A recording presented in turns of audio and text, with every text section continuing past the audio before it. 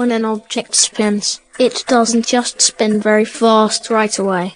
The object gradually speeds up from stationary because it is gaining momentum in the process. In this tutorial video, we are going to teach you how to spin an object with a smooth start and a smooth end. At the Insert tab on your upper left, click the Pictures icon and select Insert Picture from this device. Once a pop-up box appears, select the picture to be inserted into the PowerPoint slide. Click Insert on the lower right of the pop-up box. To animate an object through rotation, select the object, click the Animations tab on the upper left, press Add Animation on top, and select Spin on the Emphasis section.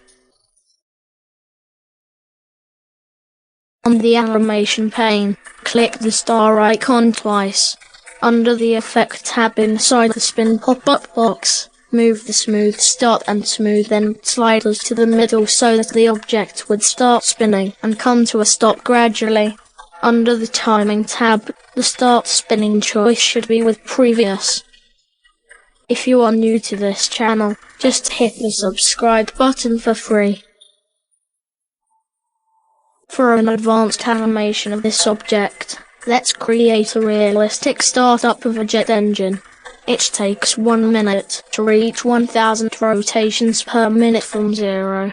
If one rotation equates to 360 degrees, then 1000 rotations equate to 360,000 degrees.